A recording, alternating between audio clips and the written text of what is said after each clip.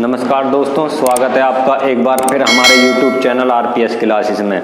तो दोस्तों आज की जो हमारी क्लास रहेगी वो रहेगी बायोलॉजी में कोशिका की। ठीक है दोस्तों, कोशिका एक ऐसा चैप्टर है जिसमें हर एग्जाम में से क्वेश्चन पूछे जाते हैं। तो दोस्तों शुरू करते हैं। तो पहले कोशिका के बारे में जानने से पहले बायोलॉजी के बारे में जानते हैं। ठीक है, तो दोस्तों ये जो बायोलॉजी है ये एक ग्रीक भाषा का शब्द है। कौन सी भाषा का? जो बायोलॉजी जो लिया गया है ये ग्रीक भाषा का शब्द है।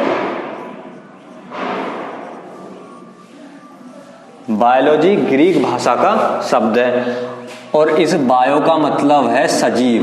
ठीक है, इस बायो का मतलब है सजीव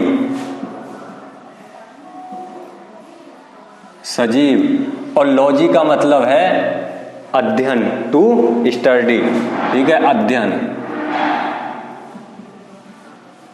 तो दोस्तों बायोलॉजी जो है एक ग्रीक भाषा का शब्द है और बायो का मतलब है सजीव और लॉजी का मतलब है अध्ययन, टू स्टडी। तो दोस्तों बायोलॉजी क्या है? बायोलॉजी विज्ञान की वह शाखा जिसके अंतर्गत हम सजीवों का अध्ययन करते हैं, बायोलॉजी कहलाती है। ठीक है, यह हम कह सकते हैं विज्ञान की वह शाखा जिसके अंतर्गत हम जीवधारियों का अध्ययन करते हैं, क्या? बायोलॉजी कहलाती है।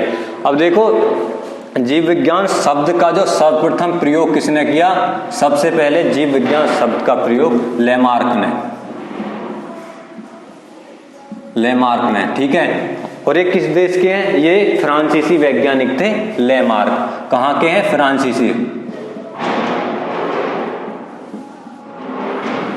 फ्रांसीसी वैज्ञानिक लेमार्क ने सर्वप्रथम जीव विज्ञान शब्द का प्रयोग किया।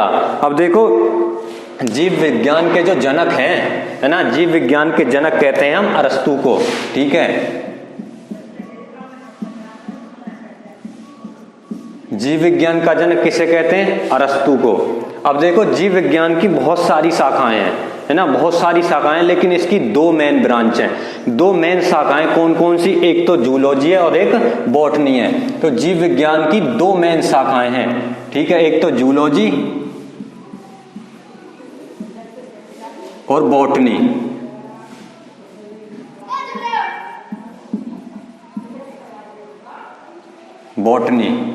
जूलॉजी जंतु विज्ञान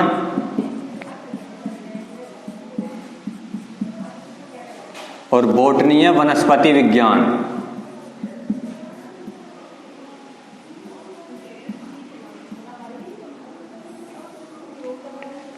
तो दोस्तों जो जीव विज्ञान है, जीव विज्ञान के जो पिता हैं हम किसे कहते हैं? अरस्तु को कहते हैं। अब जो जीव विज्ञान है इसकी दो मेन शाखाएं, एक तो जूलॉजी, एक बॉटनी। जूलॉजी हमारी जंतु विज्ञान और बॉटनी हमारी वनस्पति विज्ञान। तो दोस्तों जो ये जंतु विज्ञान है ना, इसके जनक भी कौन है? इसके जनक भी हम अरस्तु को ही कहते हैं। तो अरस्तु हो जाएंगे इसके भी जनक। दोस्तों जंतु विज्ञान के जनक कौन है? अरस्तु। अगर पूछे वनस्पति विज्ञान के जनक कौन है? वनस्पति विज्ञान के जनक हैं थियोफ्रैक्टस।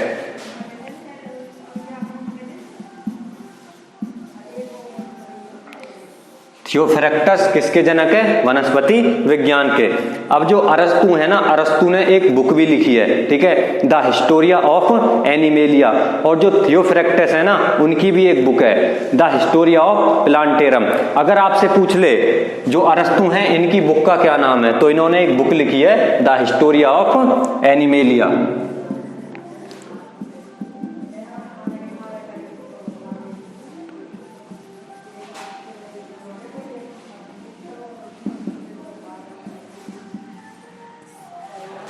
थियोफ्रैक्टस की बुक का क्या नाम है? इनका बुक का नाम है द हिस्टोरिया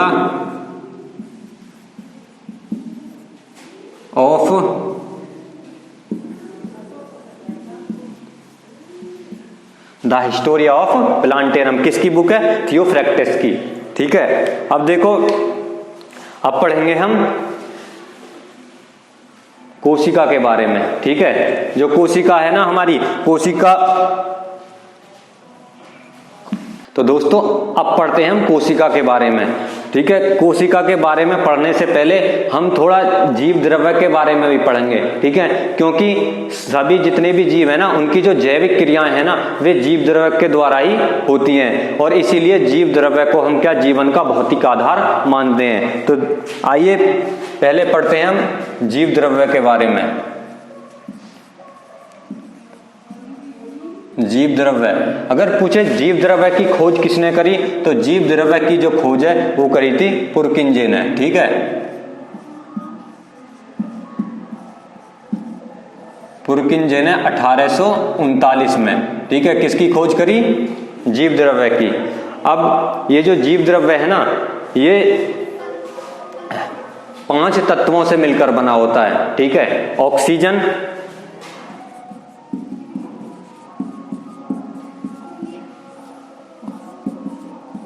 ठीक है दोस्तों, जो जीव द्रव्य है ना ये 5 तत्वों से मिलकर बना होता है। ऑक्सीजन 76%, कार्बन 10.5%, हाइड्रोजन 10% और नाइट्रोजन 2.5%, ठीक है। ऑक्सीजन 76%, कार्बन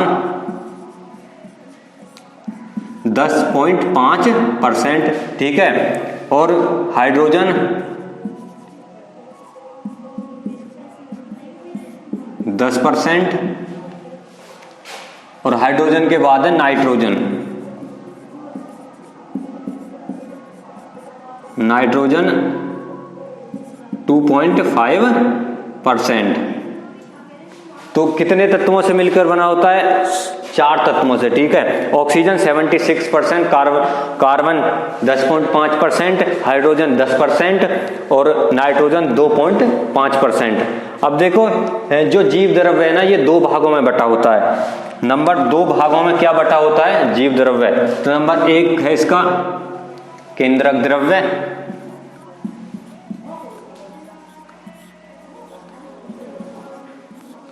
और नंबर 2 है कोशिका द्रव्य।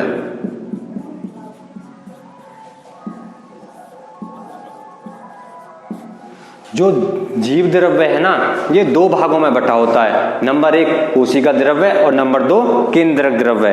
अब देखो कोशिका द्रव्य, कोशिका द्रव्य ये जो है ना कोशिका में केंद्रक और कोशिका झिल्ली के बीच में पाया जाता है, ठीक है। जो हमारा कोशिका द्रव्य है ये वाला कोशिका द्रव्य ये कोशिका में केंद्रक और कोशिका झिल्ली के बीच में पाया जाता है।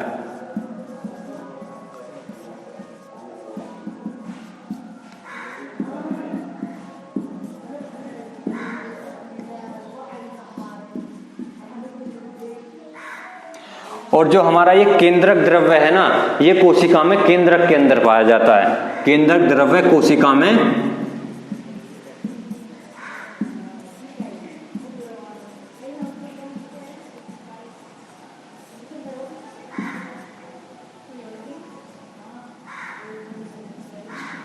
केंद्रक द्रव्य कहाँ पाया जाता है, कोशिका में केंद्रक के अंदर। अब देखो जो जीव द्रव्य है ना वो 2 भागों में बटा होता है। नंबर 1 केंद्रक द्रव्य और नंबर 2 कोशिका द्रव्य। जो केंद्रक द्रव्य है वो कोशिका में केंद्रक के अंदर पाया जाता है, और जो कोशिका द्रव्य है वो कोशिका में केंद्रक और कोशिका झिल्ली के बीच में पाया जाता है। अब देखो सभी जीवों की जो जितनी भी जैविक क्रियाएं हैं किसके द्वारा होती हैं, जीव द्रव्य के द्वारा होती हैं। तो लिखो जीवों की जो जैविक क्रियाएं हैं,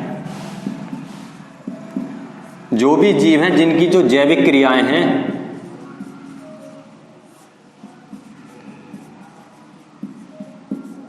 किसके द्वारा होती हैं, जीव द्रव्य के द्वारा।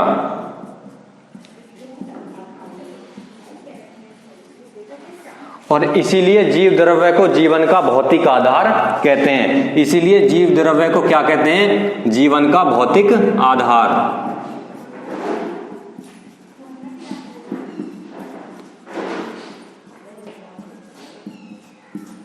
जीवन का भौतिक आधार किसे कहते हैं, जीव द्रव्य। अब देखो अगर पूछ ले जीव द्रव्य की खोज किसने करी, पुरकिंजे ने 1839 में। जीव द्रव्य, जीवों की जितनी भी जैविक क्रियाएं हैं वे जीव द्रव्य के द्वारा होती हैं, और इसीलिए जीव द्रव्य को जीवन का भौतिक आधार कहते हैं। जो जीव द्रव्य है वो 4 तत्वों से मिलकर बना होता है। नंबर 1 है ऑक्सीजन 76%, कार्बन 10.5% और नाइट्रोजन 2.5% और हाइड्रोजन 10%। इन 4 तत्वों से मिलकर बना होता है जीव द्रव्य। और जीव द्रव्य 2 भागों में बटा होता है। नंबर 1 केंद्रक द्रव्य, तो केंद्रक द्रव्य है ये कोशिका में केंद्रक के अंदर पाया जाता है। और नंबर 2 है कोशिका द्रव्य। कोशिका द्रव्य जो है वो कोशिका में केंद्रक और कोशिका झिल्ली के बीच में पाया जाता है। अब देखो, अब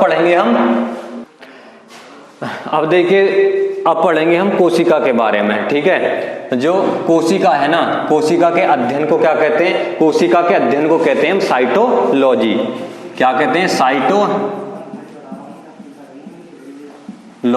ठीक है।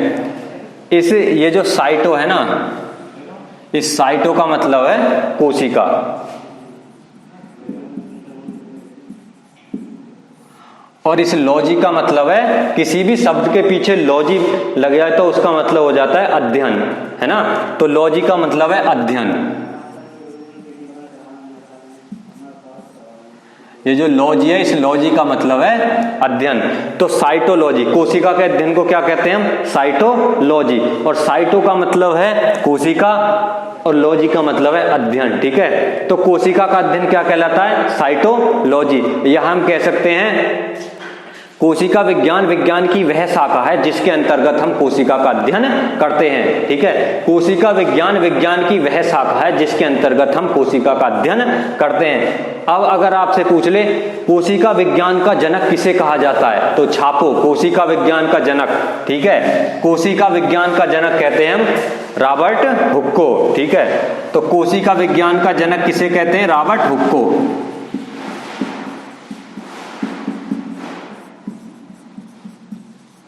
कौन है कोशिका विज्ञान के जनक? Robert Hooke.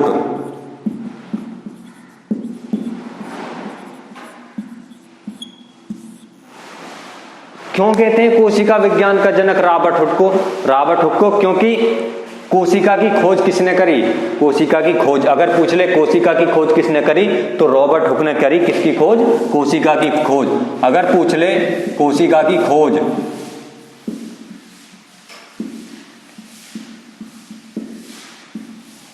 कोशिका की खोज किसने करी? रॉबर्ट हुक ने।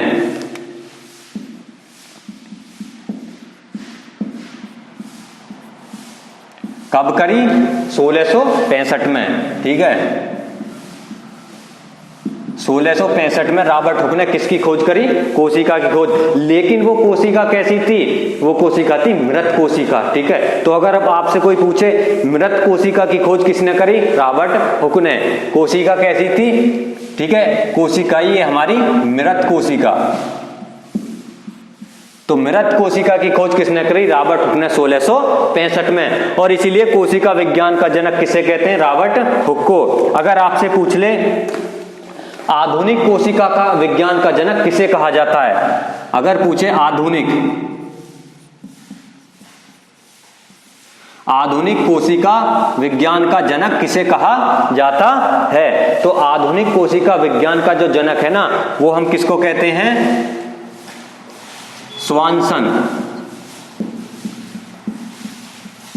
स्वानसन को कहते हैं हम आधुनिक कोशिका विज्ञान का जनक। अगर आपसे पूछ ले भारतीय कोशिका विज्ञान का जनक किसे कहते हैं, तो भारतीय कोशिका विज्ञान का जनक कहते हैं ए.के. शर्मा को, ठीक है। भारतीय कोशिका विज्ञान का जनक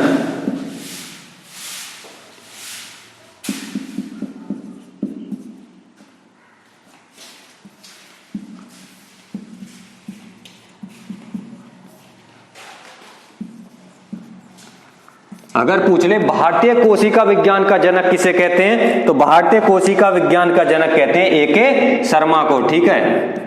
ए.के. शर्मा को कहते हैं भारतीय कोशिका विज्ञान का जनक। अगर आपसे पूछ ले जीवित कोशिका की खोज किसने करी, मृत कोशिका की खोज तो 1665 में रॉबर्ट हुक ने करी। अगर पूछ ले आपसे जीवित कोशिका की खोज किसने करी, तो जीवित कोशिका की खोज करी एंटोनी वैन ल्यूवेनहॉक ने 1674 में, ठीक है। तो जीवित कोशिका की जो खोज करी वो करी एंटोनी वैन ल्यूवेनहॉक, ठीक है। जीवित कोशिका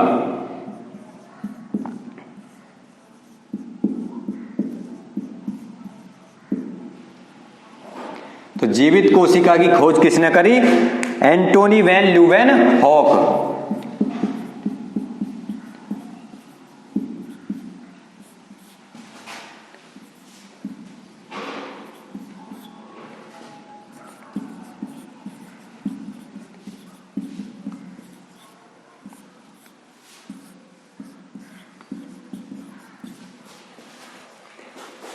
ठीक है, जीवित कोशिका की खोज किसने करी? एंटोनी वैन ल्यूवेनहॉक ने 1674 में। ठीक है, अब देखो अगर पूछे कोशिका विज्ञान का जनक किसे कहा जाता है? रॉबर्ट हुक को, क्योंकि 1665 में इन्होंने किसकी खोज करी? कोशिका की। लेकिन कोशिका कैसी थी? वो मृत कोशिका। अगर पूछ ले आधुनिक कोशिका विज्ञान का जनक किसे कहा जाता है, तो स्वानसन को कहते हैं आधुनिक कोशिका विज्ञान का जनक। अगर पूछ ले भारतीय कोशिका विज्ञान का जनक किसे कहा जाता है, तो भारतीय कोशिका विज्ञान का जनक कहते हैं हम A.K. शर्मा को। अगर पूछे जीवित कोशिका की खोज किसने करी, तो 1674 में किसने करी? एंटोनी वैन ल्यूवेनहॉक ने। और अगर आपसे पूछ ले कोशिका सिद्धांत किसने दिया, ठीक है, तो कोशिका सिद्धांत किसने दिया? स्लाइडेन और स्वान ने क्या कोशिका सिद्धांत दिया? तो कोशिका सिद्धांत किसने दिया? स्लाइडेन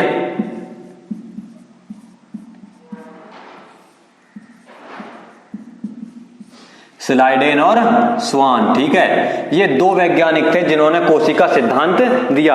अब कोशिका सिद्धांत में इन्होंने क्या बातें बताई?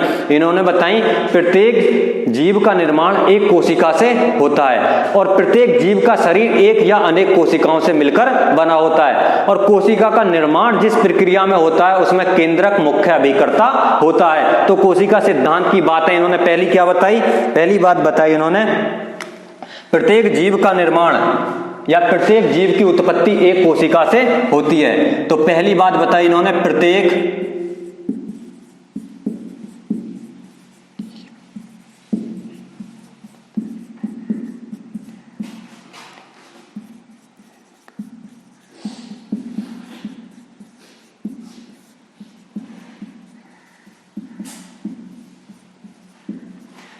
जीव की उत्पत्ति एक कोशिका से होती है। और नंबर 2, प्रत्येक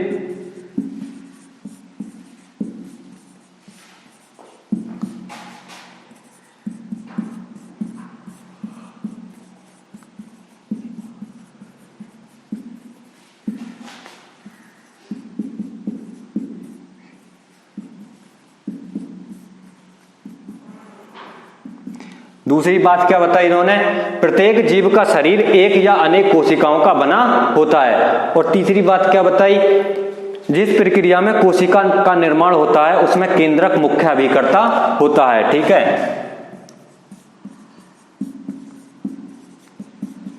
जिस प्रक्रिया में किसका निर्माण होता है? कोशिका का निर्माण।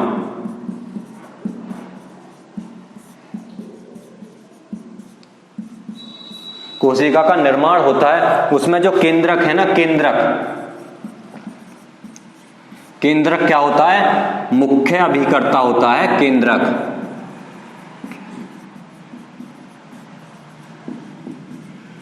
तो कोशिका सिद्धांत की क्या बातें? प्रत्येक जीव की उत्पत्ति एक कोशिका से होती है, प्रत्येक जीव का शरीर एक या अनेक कोशिकाओं का बना होता है, और जिस प्रक्रिया में कोशिका का निर्माण होता है उसमें केंद्रक मुख्य अभिकर्ता होता है। अब देखो अगर पूछ ले कोशिका में केंद्रक की खोज किसने करी? ठीक है, तो कोशिका में जो केंद्रक की खोज है, कोशिका में केंद्रक की खोज, ठीक है, वो करी हमारे रॉबर्ट ब्राउन ने।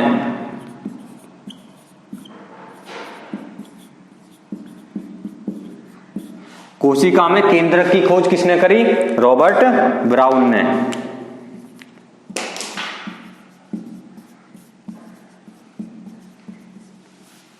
कोशिका में केंद्रक की खोज रॉबर्ट ब्राउन ने। आगे हैं दोस्तों कोशिका से कुछ वन लाइन क्वेश्चन जो हर एग्जाम में पूछ लिए जाते हैं। पहले इनको कर लें, फिर हम क्या कोशिका की ओर चलेंगे। ठीक है, फिर कोशिका में केंद्रक को उठाएंगे। केंद्रक में डीएनए, आरएनए, उनमें डीएनए क्या है, आरएनए क्या है, डीएनए में कौन सी शर्करा, आरएनए में कौन सी शर्करा, इनमें नाइट्रोजनी क्षार भी जुड़े रहते हैं डीएनए और आरएनए की संरचना में, वो आगे देखेंगे। पहले इन क्वेश्चनों को देख ले हम। कोशिका की अगर पूछ ले कोशिका की प्रोटीन की फैक्ट्री, तो कोशिका की प्रोटीन की फैक्ट्री राइबोसोम।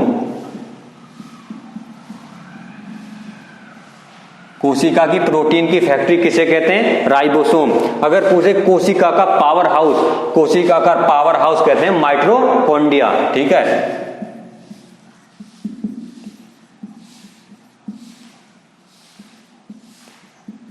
माइटोकॉन्ड्रिया को कहते हैं कोशिका का पावर हाउस। अगर पूछ ले पादप कोशिका का रसोई घर, पादप कोशिका का रसोई घर हरित लवक को कहते हैं पादप कोशिका का रसोई घर। अगर पूछे कोशिका की आत्मघाती थैली, कोशिका की या आत्महत्या की थैली पूछ ले तो कोशिका की आत्महत्या की थैली किसे कहते हैं? लाइसोसोम। लाइसोसोम। तो दोस्तों अगर आपसे पूछे कोशिका की प्रोटीन की फैक्ट्री राइबोसोम, कोशिका का पावर हाउस माइटोकॉन्ड्रिया, अगर पूछे पादप कोशिका का रसोई घर हरित लवक, और कोशिका की आत्महत्या की थैली या कोशिका की आत्मघाती थैली, तो हो जाएगी लाइसोसोम।